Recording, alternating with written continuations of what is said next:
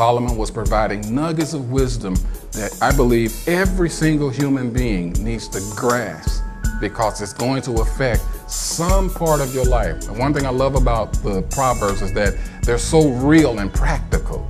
We're actually taking the time to go through this first chapter of Proverbs and look at what Solomon was actually dealing with and what he was talking to us about and how it affects our lives in very specific ways.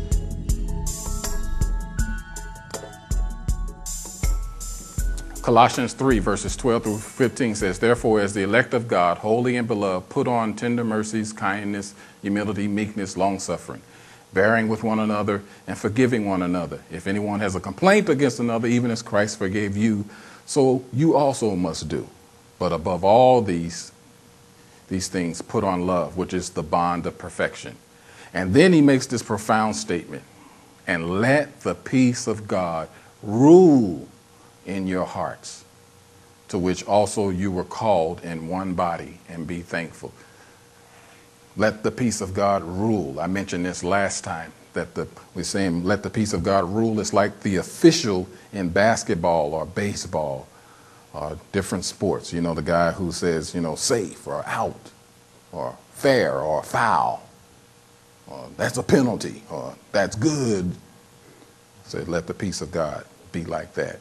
So whatever's coming into your life, whoever, whatever, jobs, possibilities, investments, where to live, where to stay, all of it, let the peace of God rule. If he says, then you say, Even if it looks good, has all the potential, you follow that peace. Follow that peace. He says no, you say no. Now the Lord, me and Carol have talked about this many, many times, because there have been different decisions we've had to make through the years. And sometimes our peace would be disturbed, and there were times we violated it. We told you guys the story when we were a young couple and we moved out my mom and dad's house because we just wanted to get out and be back on our own. And so we moved into this apartment, and our downstairs neighbor played Rick James night and day. We told you that story. So by the time Hammer came out with that song, "Don't Touch This," we were sick of that song because it originally was a Rick James song, and we had been hearing it for months. So we got sick of that song. So by the time Hammer came out with the remake of that, we was already sick of that song. So we never liked Hammer's song, "Don't Touch This," because it was originally Rick James' song. See, I'm flashing back right now. And we heard it night and day. So we call that our Rick James experience, because we stepped out and violated that peace. God said, and we was like, we getting out. We got a chance.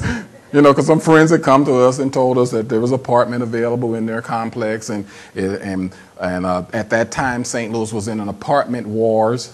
In other words, you guys, I don't know if you've ever experienced that in Harrisburg, where there's so many vacant apartments that the different apartment complexes get into a battle to get people to come in. And they lower the rents and they lower the deposits. I mean, our deposit was like $100. No first month's rent, just $100, and you can get in. So, of course, yeah, this is God. We're out of here. But in our spirit, we just knew. You could feel the no on the inside. We could feel the We violated the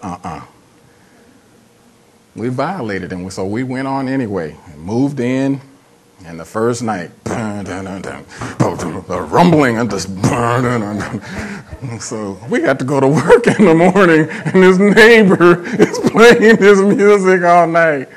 So we learned our lesson. So we only took it for 2 months. We didn't even, and so the people was like, well, if you move out, you're going to forfeit your deposit. We won't make you pay the rest of the rent for all the remaining months, but you can't get your deposit back. We was like, we don't care. We don't care about the deposit. We just want to get out. I want some sleep.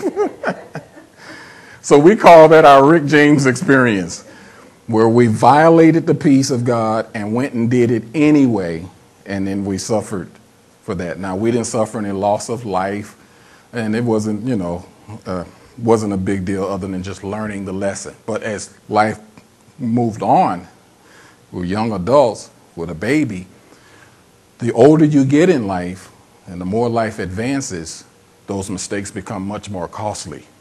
And you lose more than just a couple of months of sleep. You can eventually start losing life and having serious damage happen in you emotionally and spiritually. So it's important to learn these lessons in these early years, speaking to all the young adults in the room. Learn these lessons now. This is one of those nuggets of wisdom, like we just talked about from Proverbs 1:5. Learn the lesson from what you hear. So as you hear this story, think about the decisions that are before you now, and where the peace of God is saying, don't violate it. Stick to. If God is saying no, that inner witness on the inside is saying, no, don't do this. Because sometimes, that's another thing we learn, it's the right thing, but it's just not the right time. You can have, in other words, you got the insight, yes, this is God. And yes, I agree with this. And I'm ready to step out and obey it, but God is saying, but not now, not now, not now. So you don't step out there. And we've made that mistake. We knew that this was God. We were moving in agreement with God, but I didn't move in obedience. I didn't go in the Lord's timing. Got ahead of God. There were some of the things that we suffered even when we got here to Harrisburg. No doubt God said come to Harrisburg. But I started moving real fast, trying to do too many things all at once, all at the same time, because I was used to a certain pace of life in St. Louis, in a city of 2.5 million people, and business and people, and everything was fast and quick and get it done. It's a town that's motivated by money. So we'll come here to the state capital of Pennsylvania, and they don't operate in that kind of doing it quick. They go by, do I know you? Who are you? Who's your family? Who you connected with?